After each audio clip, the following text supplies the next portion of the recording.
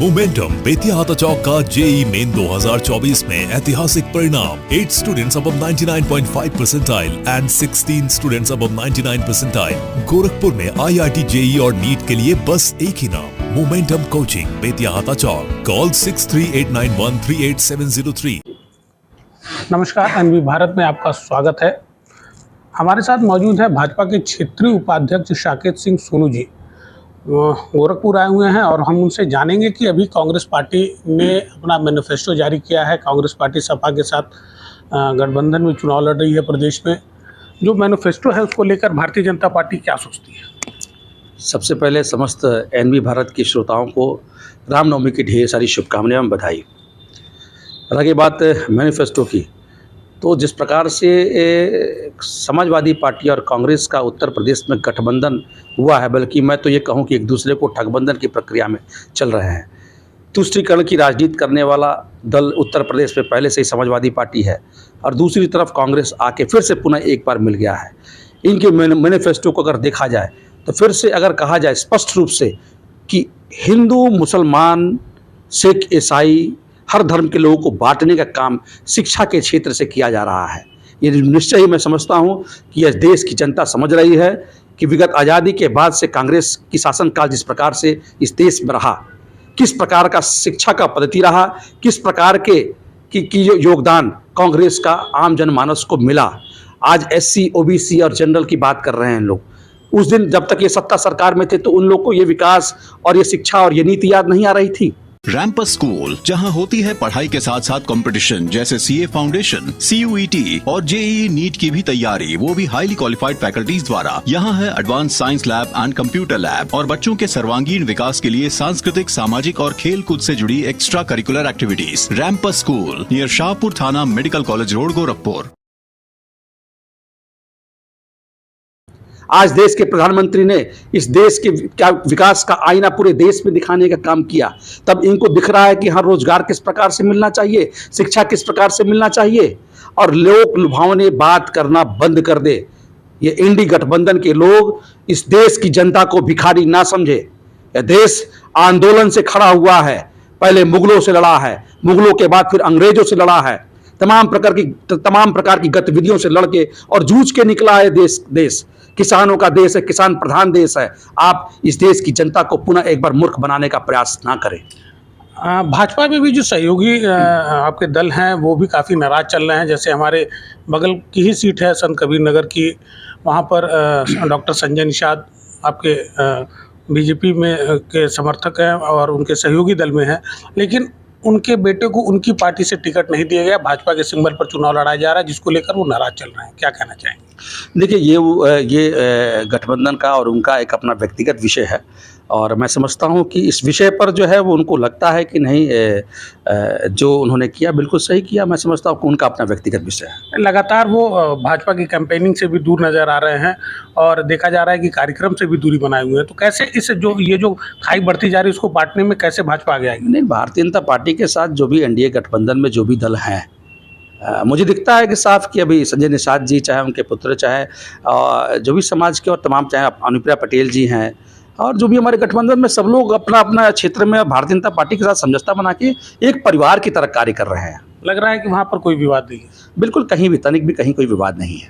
कांग्रेस के मैनिफेस्टो में यह है कि SC, ST, OBC की जो रिक्तियाँ हैं उसको 1 साल में भरी जाएंगी। क्या लगता है कि लोकसभा चुनाव पर जो मैनिफेस्टो आया है वो किस तरीके का मानते हैं?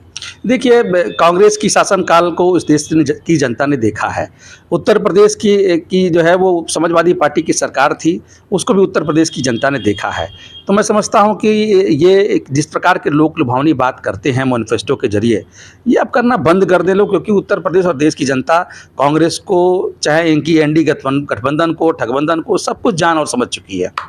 नहीं, ये मतलब कहने का मतलब ये है कि जिस तरीके से मैनिफेस्टो आया है लगातार उसका प्रचार प्रसार भी कर रहे हैं।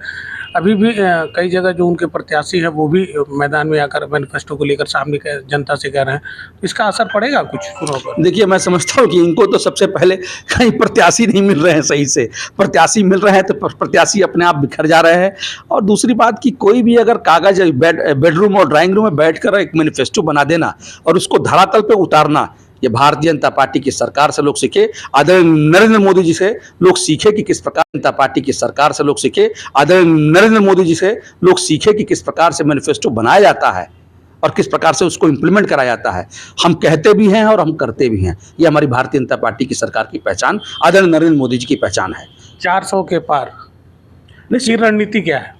देखिए, जिस प्रकार से मैं समझता हूं कि जिस प्रकार से हमारी भारतीय जनता पार्टी ने काम किया है 10 सालों में, केंद्र की सरकार उत्तर प्रदेश है, अन्य प्रदेशों में जो सरकारें हमारी है, आम जनमानस के अंदर यह चीज़ गया कि शिक्षा का क्षेत्र कितना बड़ा है, रोजगार का क्षेत्र कितना बड़ा है, विकास का मॉडल कैसे भारतीय जनता पार्टी की सरकार में आदरणीय मोदी जी के नेतृत्व में एक मॉडल तैयार हो रहा है। विश्व पटल पे मैं आपको बताना चाहूँगा, विश्व पटल पे जिस प्रकार से हमारे देश के जो नागरिक अन्य देशों में नौकरी कर रहे हैं, उनको जो सम्मान उन देशों में मिल रहा है, और वो जिस प्रकार से अपने गांव, अपने शहर में अपने सुबक्षियों से बात करके वो बता रहे हैं, उससे एक विश्वास जो जगा हुआ है, वही विश्वास हमें 400 तक ले आएगा। क्षेत्रीय उपाध्यक्ष हैं, बड़ी जिम्मेदारी है। आपके क्षेत्र में जितनी भी लोकसभा सीटें हैं, वहाँ की तैयारी कैसी है? बिल्कुल निश्चय ही जो है वो तैयारी हमारी पूरी, चूँकि भारतीय जनता पार्टी तो देखिए संगठनात्मक स्वरूप से हम चुनाव लड़ते हैं, चुनाव लड़ने के बाद जीतते हैं और जीतने के बाद फिर दूसरे दिन से फिर चुनाव लड़ने की तैयारी करते हैं। यानी कि हमारा एक एक भारतीय जनता पार्टी कार्यकर्ता तब से आगे बढ़ जाता है जब से चुनाव खत्म होता है। इसलिए हमारी चुनाव में तैयारी तो कुछ भी हर तरह से धरातल पर तैयार है। 13 लोकसभा सीटें हैं आपके क्षेत्र में, कितनी सीटें आपके खाते में आ रही हैं? 13 आउट ऑफ 13, 13 में पूर्णतः 13। कहीं कोई सीट फंस रही है? कहीं कोई सीट नहीं फंस रही, कहीं भी 1.001% भी कहीं भी संदेह नहीं है। स्वामी प्रसाद मौर्य भी आपके बगल के जिले से दावेदारी पेश कर रहे हैं। किसका नाम ले लिए आप?